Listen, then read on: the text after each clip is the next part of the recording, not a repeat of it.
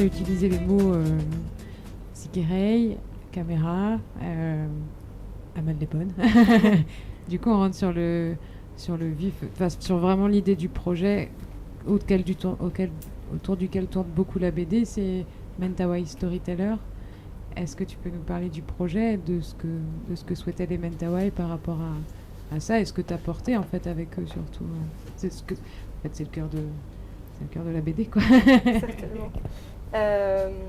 En fait, quand je suis venue la première fois avec une caméra, j'avais envie de filmer, mais je me sentais pas, je pense, légitime à le faire. C'est pour ça que j'ai très vite proposé, dans la vraie vie, aux amis de filmer au moins avec moi. Et est né ce projet donc, de documentaire qui a été en fait énorme parce que c'est France 5 qui a financé ce projet dans la réalité. Et il y a eu un préachat de 80 000 €. Enfin, c'est quelque chose qui a été assez énorme. Et on s'est très vite rendu compte que confier la caméra, qui était donc ma grande idéologie, etc., ne voulait rien dire si les Mentawai n'avaient pas accès au montage final, parce que c'est ça l'écriture. Enfin, tu le sais, en tant que dessinateur, c'est ça qui fait une histoire. Et donc, à travers ce projet donc, de documentaire, et toutes les réflexions qu'on a pu avoir du coup sur qu'est-ce que c'est un documentaire aussi, parce que justement, en voulant tourner un documentaire, on s'est retrouvé confronté à la famille qui voulait rejouer des scènes et qui jouait complètement la comédie, alors que c'est pas censé être une fiction. Enfin, on n'était pas du tout. Toutes ces réflexions-là nous ont mené à l'idée que c'était à eux de raconter leur propre histoire. Enfin, il y a trop d'étrangers qui viennent pour prendre leur parole, en fait, pour raconter leur histoire. Et certains le font très bien, d'autres beaucoup moins. Mais ce qui est important, c'est que eux aient la parole. Et puis il y a une forme aussi de... J'aime pas utiliser trop ce mot-là parce que c'est de l'anglais, mais d'empowerment. Quand tu confies des outils de création audiovisuelle à quelqu'un et que tu lui dis vas-y, fais une histoire, en fait ça apporte énormément, c'est extrêmement enrichissant pour chacun. Oui, puis ça raconte forcément quelque chose quand on raconte sa propre histoire, puisqu'on met forcément une grosse partie de soi, de ses rites, de son imaginaire qui est propre à une culture aussi, qui ne doit pas être facile à partager non plus quand on doit dessiner, mettre en image entre ce que eux imaginent, ce que vous voyez, et pareil en film aussi, entre ce qu'ils ont filmé, ce qui a été monté. C'est pas forcément la même chose. Aujourd'hui, ils font le montage eux-mêmes ?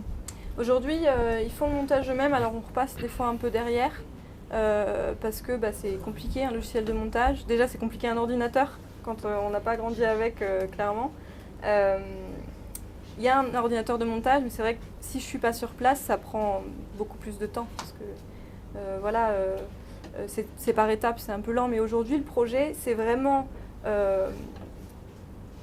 donc, certains Mentawai ont accès à des outils audiovisuels et on les laisse entièrement libres de raconter l'histoire qu'ils veulent, de la manière dont ils le souhaitent. S'ils veulent faire un film de science-fiction avec je sais pas, des poissons qui sortent de l'eau, peu importe, ils sont complètement libres. Certainement. Forcément, si on parle d'esprit, etc. Mais même s'ils veulent inventer, je sais pas, faire quelque chose qui n'a rien à voir avec leur propre culture ou quoi que ce soit, c'est à eux de s'exprimer et on les laisse complètement libres de ça. Et donc aujourd'hui, on a développé un site internet qui est une forme de médiathèque virtuelle où on essaye de recenser un peu, de collecter un peu tous ces documents-là. Mais on est moi en tout cas, je m'inspire d'organisations comme la Wapikoni Mobile au Québec ou des organismes qui sont voilà. Ou même, on parlait des Imba tout à l'heure, Solène Bardet et son film Les Imba font leur cinéma, ça a été une des premières inspirations. Mais le Wapikoni Mobile encore plus. Donc j'ai sauté une ligne tout à l'heure. Je voulais vous demander, quand vous rentrez chez vous en France, est-ce que vous avez besoin d'un sas de décompression ? D'un sas de décompression ? J'ai rencontré ça en Jordanie avec une guide de 30 ans qui était française et c'était un silence dans ce désert. Et quand elle rentrait chez sa mère, à Grenoble, elle s'isolait 20 jours dans sa chambre avant de retrouver la société de consommation. Donc je vous demande, est-ce que ça vous Non. arrive pas? Moi, je le fais pas. Peut-être que je devrais. Non, clairement, mais c'est un besoin parce que personnellement, j'ai mis 8 jours avant de rallumer ma télé quand je suis revenu d'un trek dans le désert. Ça, c'est- bien sûr. Non, il n'y a pas forcément. J'essaye au contraire de replonger complètement dans Nantes, dans mon univers, parce que ça me manque aussi quand je suis là-bas, Nantes, et donc j'essaye de profiter un maximum de ce qu'il y a ici, de ce que j'aime ici. Mais je retourne pas, je vais jamais aux Galeries Lafayette ou quoi que ce soit, par exemple. Enfin, j'évite un maximum tout ce qui me déplaît, mais de toute façon, en général. Enfin, c'est clair. Il y a une question que je me pose. Vous dites que vous avez lancé le débat pour la création de ce documentaire en leur faisant comprendre que ça leur appartenait, que c'était à partir d'eux que ça devait être. Mais vous disiez tout à l'heure aussi que vous appreniez la langue. Comment Oui. vous avez fait pour faire les deux? J'ai d'abord appris la langue. Et puis vous aviez un interprète peut-être avec vous ou je sais pas. Bah, en fait, au début, forcément, parce que j'étais incapable de communiquer. Enfin, oui, je dis ça, mais en fait, je me suis aussi retrouvée dans la forêt sans aucun interprète dans mes premiers voyages, parce que j'avais pas le budget de payer qui que ce soit pour être avec moi. Mais je me suis fait des amis aussi qui m'accompagnaient. Et très vite, en indonésien, on arrive quand même un peu à se débrouiller. Et les Mentawai sont assez doués pour, je sais pas, pour communiquer ou pour nous apprendre à parler rapidement. Donc, je sais pas. Une fois que j'ai appris la langue, j'ai pu vraiment mener des projets comme ça. Ça n'a pas été avant, en tout cas. Mais vous aussi, vous deviez être doué. Pour Les Indonésiens sont doués pour transmettre. Comment ça marche? Pour recevoir. Pardon. Alors, j'étais en tout cas ouverte. J'étais là pour J'étais. ça. Mais je ne crois pas avoir été jamais excellente en langue. Il faut juste un peu de motivation, je crois. C'est magique. Oui, mais Pardon.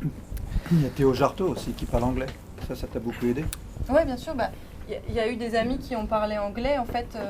Et en fait, c'est en ça qu'ils sont très doués. Enfin, en tout cas, ceux que j'ai fréquentés, mes amis Mentawai, c'est-à-dire qu'on parlait anglais au début, et dès qu'ils savaient que je connaissais un mot en indonésien ou en Mentawai, ils me parlaient en anglais en plaçant le mot indonésien ou Mentawai, ou en plaçant quelques petits nouveaux. Et donc, en mixant en fait les langues, c'est comme ça que j'ai appris ça, en mixant complètement les langues. Dès que je connaissais un mot, je le plaçais au milieu d'une phrase en anglais.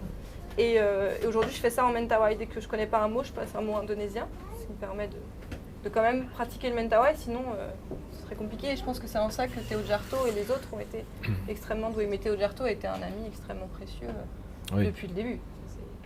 Et t'as pris beaucoup de notes aussi, t'as ton carnet. Alors Théo Jarteau, c'est celui qui est là. Vous voyez derrière là, en Ouais. C'est un photo, des là. personnages principaux et de la. C'est celui Ouais. qui a bande signé dessinée, la préface. Voilà. Exactement. Qui lui, voilà, qui parle très bien l'anglais et qui nous a accompagnés dans le voyage. Enfin, on le comprend en anglais. Bah, pour moi, il parlait très bien l'anglais, il faut dire. Chacun ses références. C'est lui le coordinateur local de Mentawai Storytellers, réalisateur. Mais c'était ça faisait partie des choses qu'il lui savait faire déjà un peu. Il avait déjà tenu une caméra. Non, c'est pas. Non, j'ai mal compris. Autant pour moi. Juste pour si jamais les gens sont curieux, il y a combien de films actuellement? Alors sur le site, il est tout frais, donc pas. Oui. Mais pas tant que ça. Pas tant que ça. Pas non, tant il y a que pas. ça. Là, il y a le plaisir d'en avoir 3 ici. Si vous voulez les regarder dans l'après-midi, l'exposition reste encore un peu plus longtemps. Donc. Mais juste avoir combien il y a à peu près de films à regarder pour les gens s'ils ont envie aussi de s'immerger. Eh ben, on a 2 courts-métrages. Voilà. 2 courts-métrages qui ont été complètement réalisés par Théo Jarteau. Il est en train de travailler sur un moyen-métrage.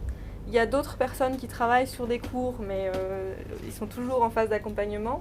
Et Théo Lepon, enfin Aman Lepon dans le récit, qui lui fait des enregistrements sonores et dans son quotidien.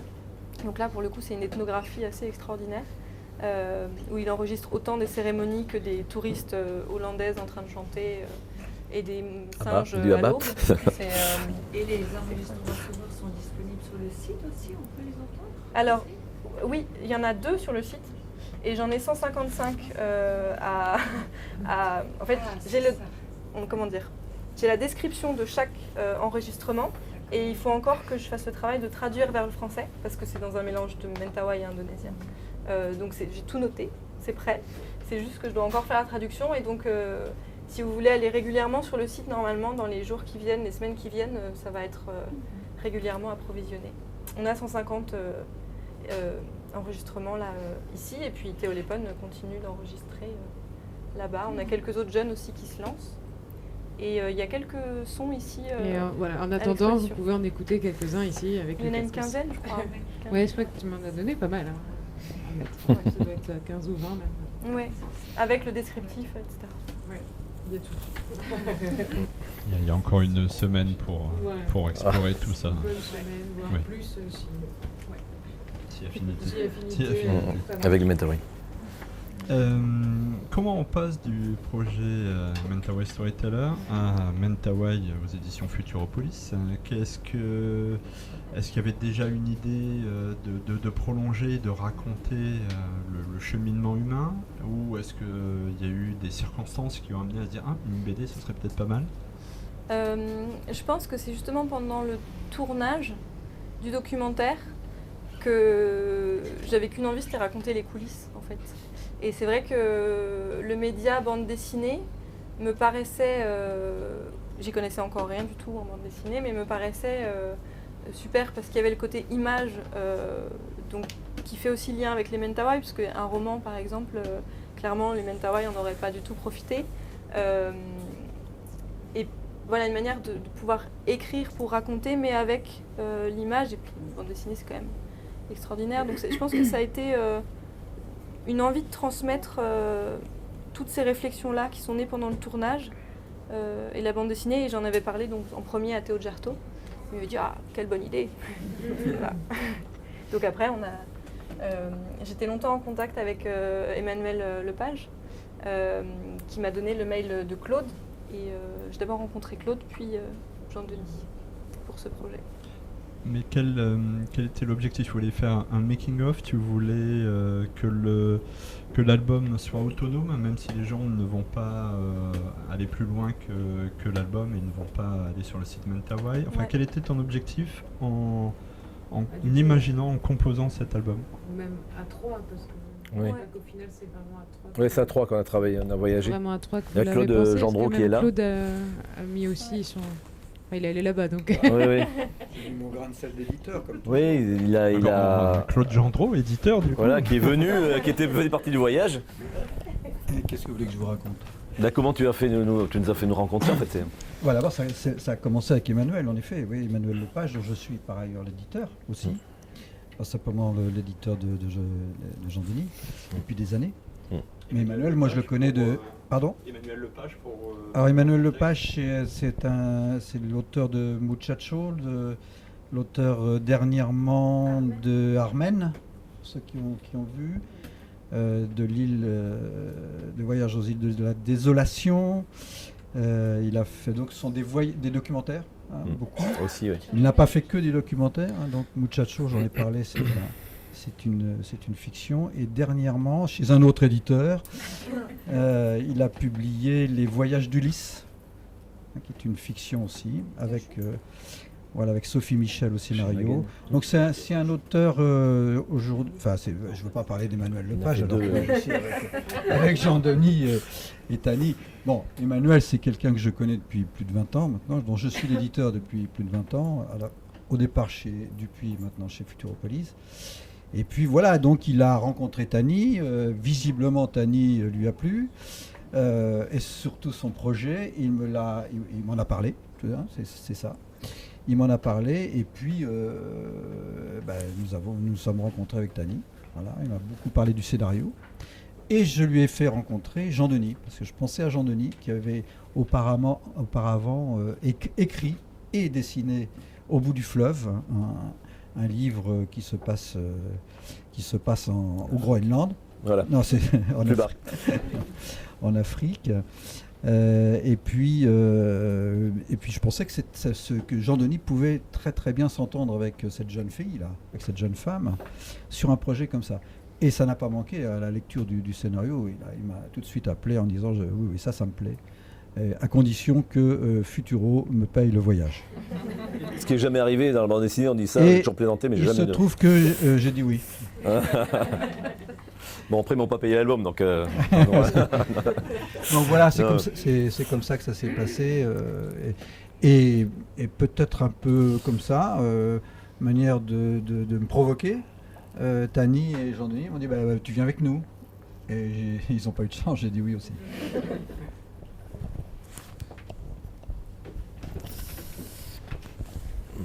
Donc c'est vraiment un travail en commun. Enfin, tu avais déjà commencé les bases du scénario ou d'un bout de narration, ou vous avez construit ça de manière collégiale?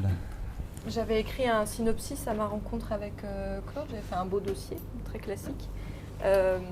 Et à la suite de notre rencontre, en fait, j'ai écrit le scénario. Une fois qu'on s'était rencontrés, etc. J'ai écrit le scénario et je l'ai terminé juste au moment juste avant de partir en fait ensemble en Indonésie. Voilà. Mais donc, pour reprendre la question de tout à l'heure, non, l'album se veut tout à fait indépendant. Enfin, c'est un livre en soi. Si les gens sont curieux et vont vers le projet Mentawai Storytellers, tant mieux, mais c'est censé être un récit en lui-même. Et qui compile du coup ce que tu disais, l'ensemble de tes voyages et des expériences de projets de vidéo en un seul récit. Tani, Teani, enfin le personnage de fiction, et Tani, pourquoi avoir mis cette distance Qu'est-ce qu'il y a C'est en phonétique. On peut dire, oui. Non, c'est ce qu'on disait, je pense que c'est un double fictif. Parce que quand même ce récit donc, est fictionné, même si c'est complètement inspiré de mon expérience, c'est fictionné. Donc c'est une mise en distance, mais tout en assumant que c'est moi. Voilà, ça se prononce de la même manière. Les Mentawai, quand ils savent écrire mon prénom, enfin quand ils savent écrire, l'écrivent Tani Teani. Même un ami qui l'a tatoué sur son bras, comme ça. Donc voilà, c'est quand je suis là-bas, je suis Tani Teani en fait. Sur tous les. Voilà. Donc c'est le moi Mentawai et le moi fictif, un peu entre les deux. Mais ça permettait quand même un tout petit peu de distance. Et au début, tu m'avais demandé de ne pas te dessiner toi, c'est-à-dire qu'un autre personnage, pas forcément, pas Tani, que je connaissais, que j'ai rencontré. Donc voilà, en fait, je me suis dit, pourquoi je dessinerais quelqu'un d'autre et en même temps, donc j'ai essayé de créer un personnage qui nie elle, qui lui ressemble. Voilà, après, elle n'est pas forcément ressemblante à chaque fois. Il y a plusieurs Tani dans l'album, suivant les pages, suivant les moments. Parce qu'on fait ça sur un an aussi, un album. Donc, mais quand même, je suis parti quand même d'elle quand même pour. Ça me parlait plus aussi de dessiner Tani telle qu'elle est, et puis que de créer un autre personnage. Pour elle, je pense que c'était une espèce de pudeur de ne pas être, se mettre en avant. On le sent dans l'album aussi, dans l'écriture de l'album, elle n'est jamais en avant. Elle est témoin elle peut embarquer dans une histoire, pas malgré elle, mais elle domine l'histoire. Enfin, elle est très volontaire dans la vie, comme dans l'album. C'est ce qu'elle veut, elle y arrive à chaque fois, et donc très tenace. Et dans l'album, c'est ça, on voit ce personnage qui vit avec les Mentawai, mais qui n'a jamais cette volonté de passer devant qui que ce soit et de se mettre en valeur. Oui, tu as parfaitement raison, parce que je me souviens très bien qu'au début, Tani, c'était pas facile de lui faire admettre qu'elle serait aussi un des personnages du récit. Je crois que j'ai dû un peu insister. Je crois que j'étais déjà d'accord, mais que j'étais encore en questionnement sur le niveau de... Il n'y a pas le choix. Voilà, à quel niveau on l'a... Enfin, voilà. C'est ça. Et moi, il m'a semblé, tu étais effectivement convaincu, et Jean-Denis aussi, que puisque c'était ton expérience, puisque c'était ton vécu, puisque cette démarche-là était importante à raconter. Bien sûr, c'est l'histoire des Mentawai, mais ça n'est pas l'histoire entière des Mentawai. C'est une partie de l'histoire des Mentawai. C'est l'histoire des Mentawai vue par tes yeux, vue par ton expérience, vue par tes rencontres et ton amitié avec eux. Et ça, moi, il me semblait... Nous allons discuter beaucoup et il n'y a pas de problème. Tu avais déjà ça en tête, mais je pense que tu ne le formalisais pas comme ça au début. Et on en a discuté avec Jean-Denis et c'est comme ça que Tani est devenu un des personnages, pas le seul, hein, mais un des personnages de la bande dessinée. Tani a écrit un scénario, c'était son premier scénario, elle a écrit quand même d'affilée, tu t'es enfermé 3-4 mois, bon tu avais déjà tout le synopsis, tout le travail, fait un travail préalable, et il était vraiment très très bien, enfin, c'est-à-dire que vous avez dû travailler un petit peu, retravailler les choses, mais c'est vrai que le scénario me l'a livré, il était écrit, voilà, donc pas sous forme, pas découpé, parce qu'en général j'aime bien aussi travailler avec des scénaristes sans que le scénario soit découpé, c'est-à-dire de façon écrite, page 1, une vignette, la plupart des scénaristes travaillent comme ça. Moi j'aime travailler d'une manière plus libre, donc j'ai le scénario qui est décrit, mais sous forme presque romancée, avec les dialogues, les situations, mais pas page par page. Et l'avantage que j'ai chez Futuropolis, c'est pour ça que je leur rends hommage, c'est qu'on a vraiment une liberté totale dans la pagination, c'est-à-dire qu'on peut faire un 60 pages comme un 120 pages, donc on est assez libre. Enfin, évidemment, justifiant après avec un découpage, quand le découpage est fait, dessiné, on se dit si ça fonctionne bien, on en reparle avec l'éditeur, les scénaristes. Et donc là, Tani m'a donné le scénario pratiquement fini, quoi. Donc je sais pas, je me rappelle plus en détail, mais voilà, c'était. Et j'ai pu après faire le découpage, on a retravaillé ensemble. Après, c'est un travail d'équipe avec Claude et Tani. Une fois qu'elle a écrit son scénario son scénario noir sur blanc, alors, écrit, je dessine. Je vois comment il fonctionne, si je donne un peu le rythme qu'elle a voulu mettre dans son scénario. Et après, on voit, là, le bouquin, on ne savait pas trop si c'était un 100 pages, un 140 pages. Tant qu'on ne l'a pas découpé en dessin, on ne peut pas savoir exactement combien de pages ça va faire, à 20-30 pages près. Donc là, après, il y a une rediscussion sur le découpage dessiné. Le nombre de pages, déjà, est-ce que Claude est d'accord? Est-ce qu'ils sont partants pour faire ce genre de gros livres? Bon, c'était déjà un peu quand même acquis au départ, hein. On savait que ça allait pas être un livre court. Voilà. Après... Là, j'ai une question juste de temporalité, c'est que quand vous recevez le découpage, le découpage, le scénario complet, vous êtes déjà allé chez les Mentawai? Pas encore, Justement. parce que ça joue forcément, vu la place que veut leur laisser Tani aussi dans la création, enfin, dans les corrections, elle ne peut pas non plus tout découper, parce En qu'il fait, faut que vous voyez les choses, quoi. J'ai terminé donc l'écriture du scénario. On est partis ensemble, Voilà. tous les trois. Donc je savais à peu près pendant... Et on a profité de ce voyage pour soumettre le scénario au Mentawai aussi, Oui, c'est à vrai, Théo Jarto ouais. et Théo Lepone. Et sur place, on en a rediscuté. Donc avec eux aussi. Et c'est vraiment l'un des derniers jours du voyage qu'on a posé le point final du scénario tous ensemble là-bas, après avoir eu le retour de... Théo Jarto était là d'ailleurs ce C'était jour-là. important pour nous. Et après avoir eu aussi le Théo...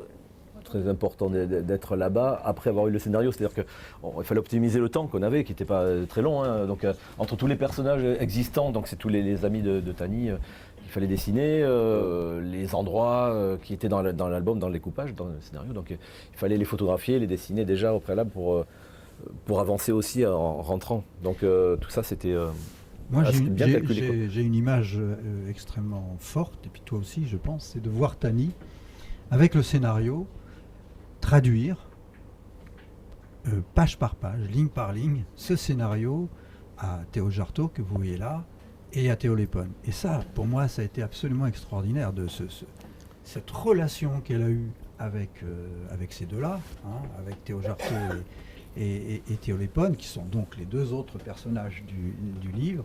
C'est quelque chose d'assez extraordinaire, hein. Donc ils ont vraiment, alors ils n'ont pas participé à l'écriture du scénario, bien évidemment non, c'est vraiment l'histoire de Tani, c'est elle qui l'a écrit et c'est Jean Denis qui l'a dessiné. Je tiens à dire que je n'y suis pour rien, je ne suis que l'éditeur, c'est vraiment eux les auteurs, et ça c'est très important. Mais ils ont apporté leur pierre évidemment, notamment sur les cérémonies, peut-être qu'on en parlera, je n'en sais rien, mais tout ce qui était cérémonie, danse, chant, il était très important que notamment Théo Lepone puisse donner son imprimatur finalement. Hein. On n'avait pas le choix. Enfin, c'est quand même On n'avait pas le choix. Vous n'aviez pas le choix. Le postulat de départ, c'était. Il y a quand même des critiques un peu. Pardon. J'aime bien le micro, j'ai pas l'habitude. Je peux me cacher derrière. Mais c'était quand même l'idée de départ. On savait que dans le scénario, il y avait quand même une critique justement de ces équipes télévisées, l'équipe argentine qui est venue et qui transforme un petit peu la réalité, leur réalité. Donc il fallait quand même être juste par rapport à ça. Il fallait qu'on soit sans faute, quoi. Donc forcément, c'est un travail d'équipe. Surtout, pour tout, mais les scènes notamment les scènes de cérémonies qui sont très importantes pour eux. Et donc, c'est vrai qu'il y a des subtilités dans les costumes, dans les chants. Évidemment, on ne peut pas faire une certaine danse avec, voilà, tu me disais, il y a le chant du poulet, le chant du singe, tout ça. Et c'est vrai qu'ils ont des costumes différents. Voilà. Et dans l'album, l'album est ponctué comme ça de cérémonies différentes. Et donc, ce qui a été un peu compliqué, assez compliqué dès le départ, c'était de faire déjà toutes les cérémonies. On est rentré de voyage, j'ai fait les cérémonies crayonnées un peu poussées de l'album, et Tani, un mois après, elle est rentrée, donc elle est passée un mois, elle est rentrée un mois ici en France, elle est repartie un mois après avec, avec les pages déjà de cérémonie pour les resoumettre, et ils ont, donc les Mentawai ont validé, ont rediscuté, même Théo Lépone a fait avec toi, vous avez fait des photos. J'avais fait des erreurs évidemment, donc des photos pour être beaucoup plus précis, telle plante, tiens ça c'est telle vignette, c'est telle plante, c'était très très compliqué, mais donc je me suis retrouvé avec après une foison de documents et de références, tout ça, donc il fallait aussi tout remettre un peu, voilà, c'était assez complexe, mais c'était l'idée de départ, donc il a fallu... mais c'était très très précis. Tani m'a fait tout un travail aussi de préparation, page par page, avec toutes les photos. Ça, c'était, j'ai jamais eu ça. C'est vrai qu'un scénariste en général ne fait pas une préparation de documents comme ça, de documentation. Là, tout était précis, tout ça. Après, c'est vrai que ça fait beaucoup de choses, mais ça m'a beaucoup. Ça m'a beaucoup. Tu peux le dire là-dedans.